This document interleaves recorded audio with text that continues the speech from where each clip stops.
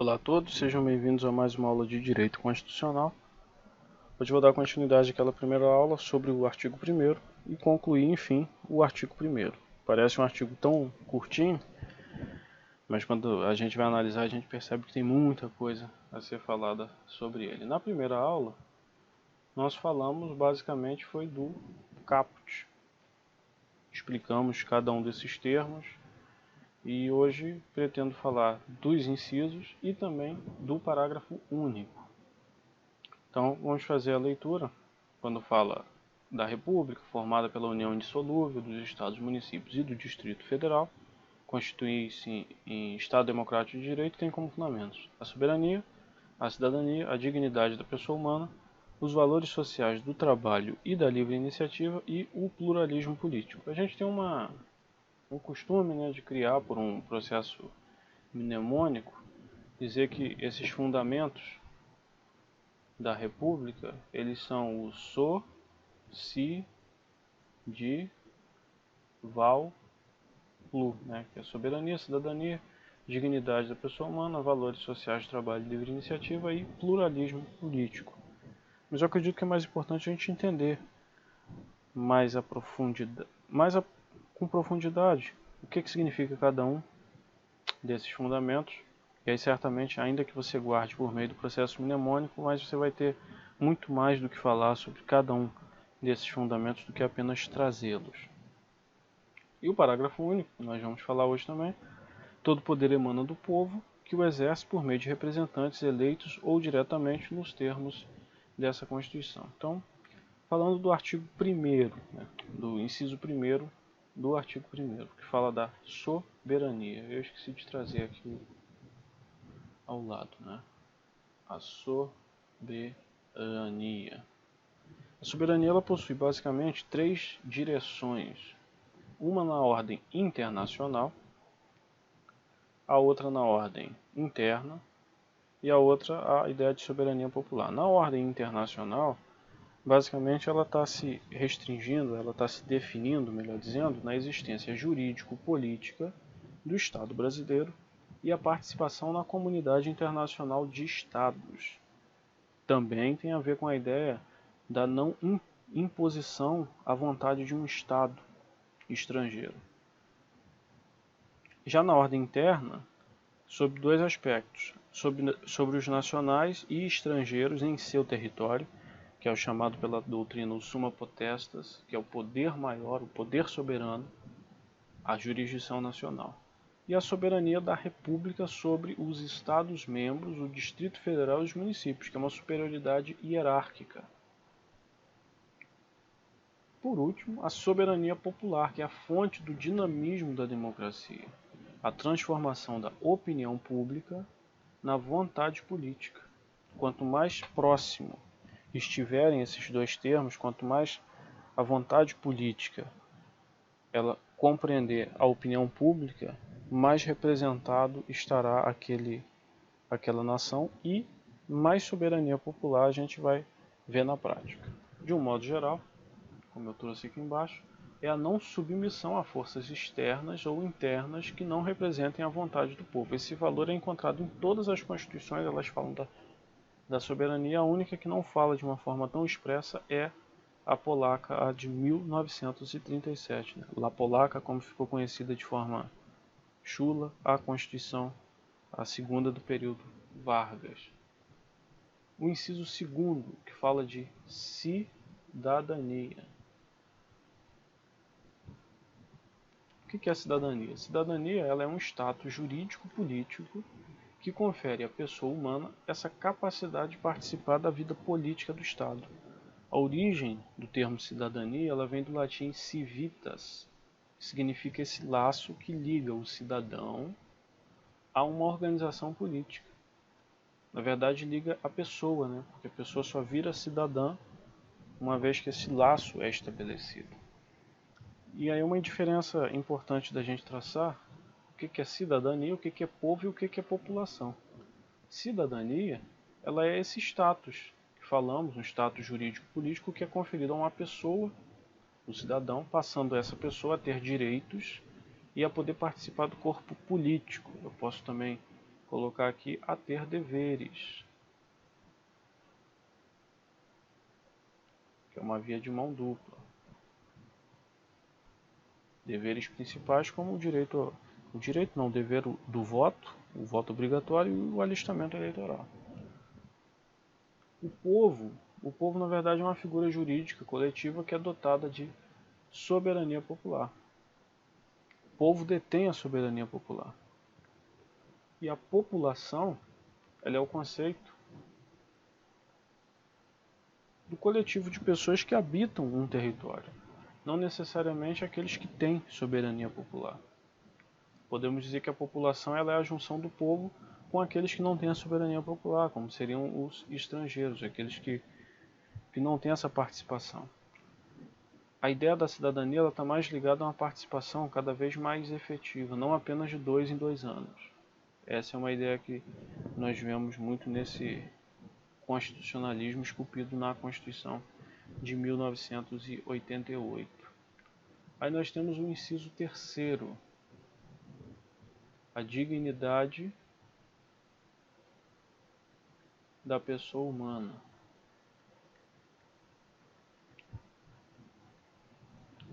Tão falada, né? Quem nunca falou? Dignidade da pessoa humana é um fundamento que praticamente serve para tudo, digamos assim. De fato, é um valor fonte de todos os direitos fundamentais. A dignidade da pessoa humana ela serve de guia para toda a ordem constitucional e também a infraconstitucional. Daí ela está entre os princípios constitucionais. E ela possui uma dupla dimensão.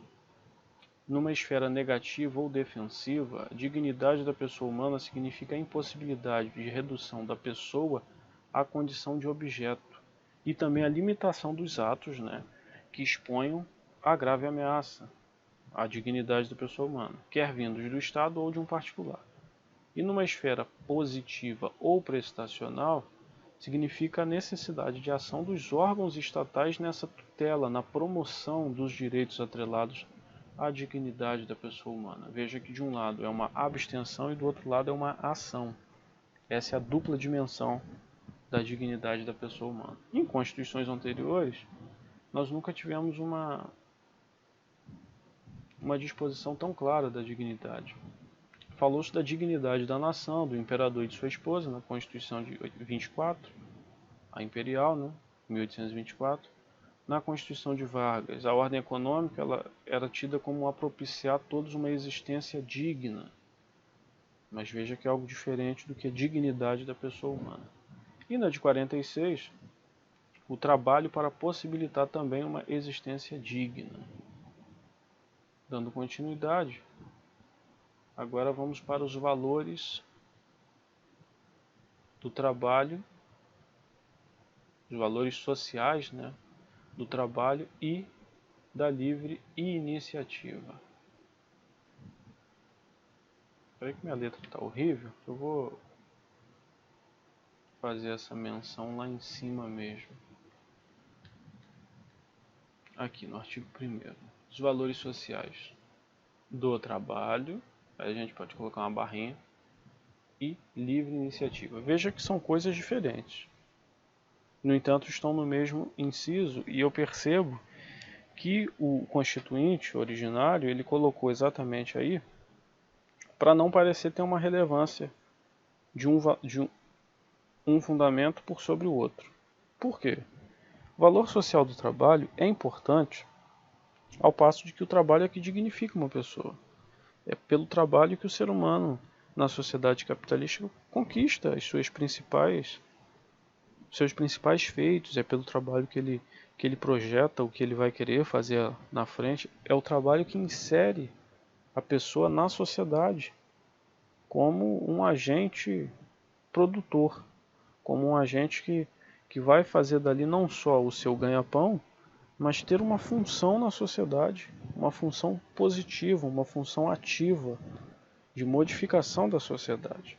Daí a ideia de valor social do trabalho, uma defesa do trabalhador. E por outro lado, a livre iniciativa.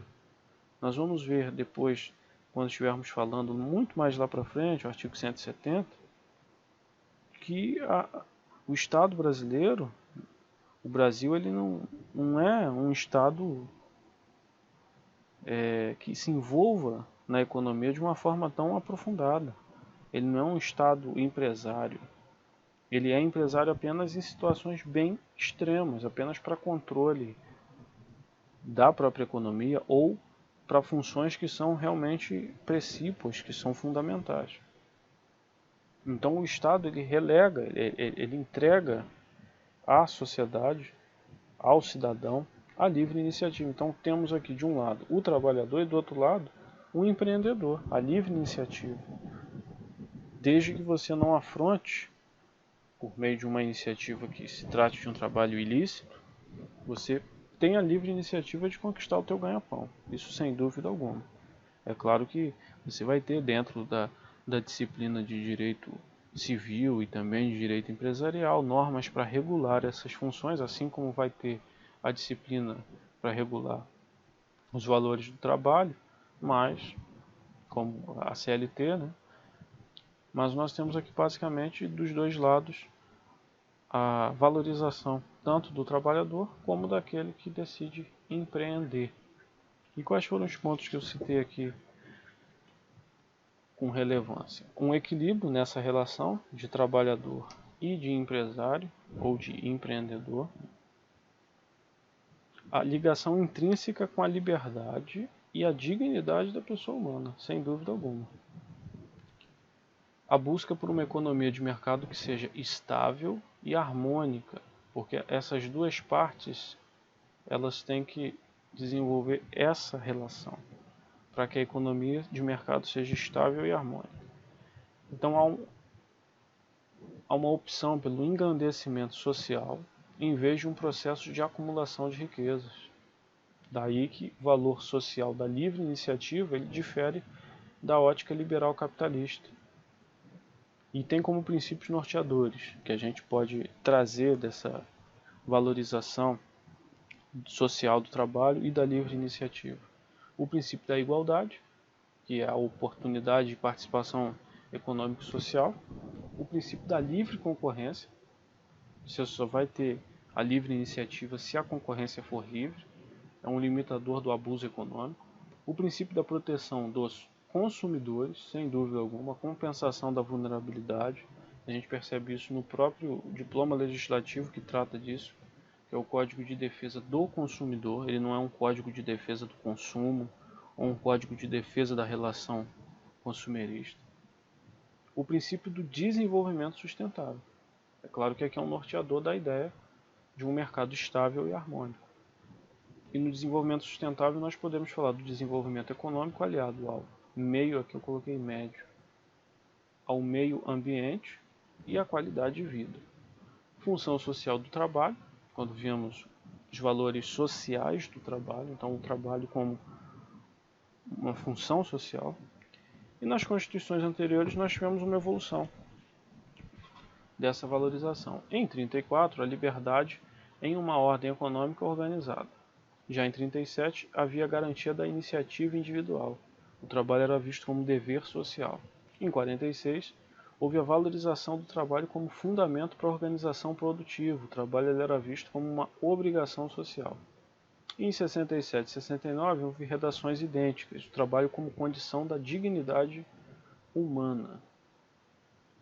É interessante também salientar aí a Lei 13.874 de 2019, a dita Lei de Liberdade Econômica, que ela desburocratizou tanto para trabalhador como para empresário várias questões relacionadas ao ponto, né, ao registro de ponto, a carteira de trabalho. Tem um viés de certa forma positivo, mas odiernamente a gente percebe muita desqualificação do trabalhador. Infelizmente, a sociedade caminha para um trabalho cada vez mais desvalorizado e isso cria, aí uma crítica pessoal que eu faço, cria sem dúvida alguma uma fragmentariedade nessa relação da valorização do trabalho. Porque o trabalho ele tem que existir, ele tem que ter uma função social, mas ele precisa ser digno. E uma sociedade na qual o trabalho está cada vez mais fragmentado, em que na maioria das vezes esses afrouxamentos dessa relação trabalhista ele traz mais um peso para o trabalhador, você vai afastando o trabalhador do alcance dele, do objetivo que seria efetivamente essa dignidade por meio do trabalho. Tanto que é comum nós vermos na sociedade hoje as pessoas se desdobrando, ainda pessoas que tenham profissões, mas fazendo várias e várias tarefas para conseguir ganhar um valor mensal que consiga suprir um mínimo de necessidades que sejam consideradas dignas, né? E o artigo 5º, o inciso 5º, ele vai falar do pluralismo político.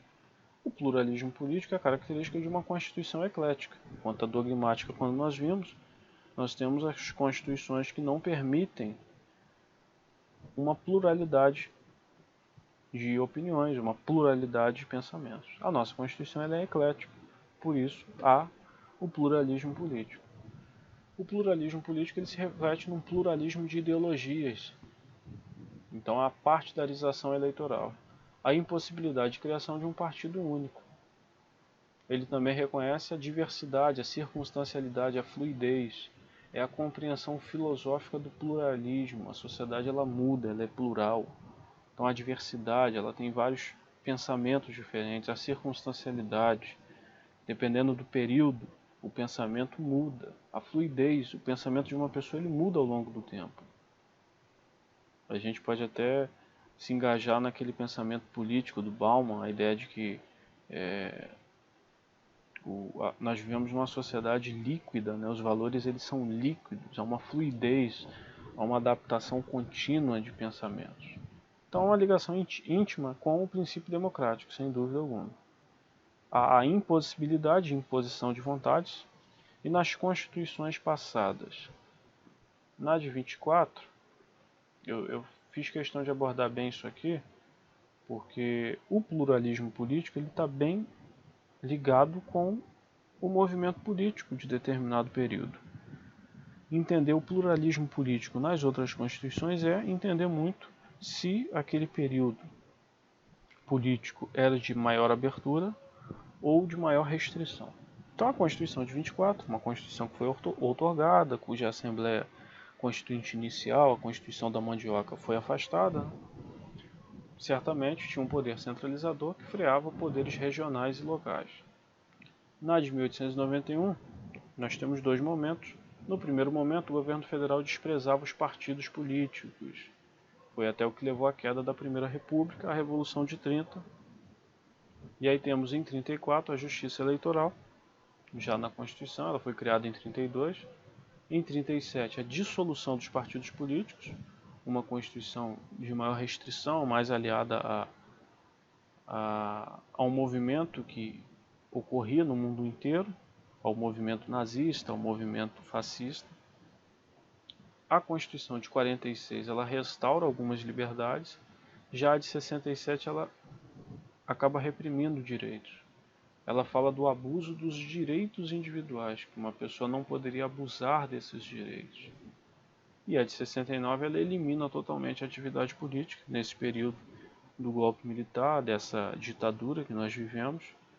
Então é muito claro de se notar que nós temos nesse período uma restrição maior de direitos e certamente do direito político, porque uma ditadura ela acaba necessitando da imposição de uma vontade só para que ela ocorra. Essa, aliás, é uma característica de um regime ditatorial, é você tirar do jogo político pensamentos diferentes, é acreditar que o seu pensamento ele se impõe perante os outros. Por isso que, dada a devida vênia, aqueles que não acreditam no golpe militar ou na ditadura, acreditam como um movimento revolucionário, eu, como um amante de direito constitucional, da democracia, eu não tenho como ver de outro modo, porque qualquer regime que restringe a liberdade, qualquer regime que imponha uma mordaça, esse regime certamente ele é considerado um regime ditatorial e está totalmente contrário ao que entendemos hoje por liberdades individuais, por dignidade da pessoa humana, enfim.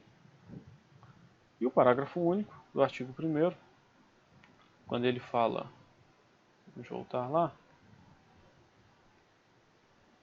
todo poder emana do povo, que tem muito a ver com Rousseau, tem muito a ver com a primeira não, né, a Constituição norte-americana, que o exerce por meio de representantes eleitos ou diretamente. Aqui aquela ideia das formas em que a democracia, que na verdade a cidadania ocorre, né, por uma regência direta e por uma regência indireta, nos termos dessa Constituição. É o reconhecimento da soberania popular, e esse parágrafo único ele é o corolário da democracia mista ou semidireta, quando ele fala em representantes eleitos ou diretamente. Democracia constitucional, que segundo Gilmar Mendes, ela acaba sendo associada ao patriotismo constitucional. No mais, terminamos aqui a análise do artigo 1º. Parece curto, mas pela necessidade, pela importância dele, 2 aulas certamente são necessárias para falar dos termos associados a ele. Vamos continuar a falar de artigo por artigo e eu espero vocês aí na continuidade da análise aí da nossa Constituição Cidadã.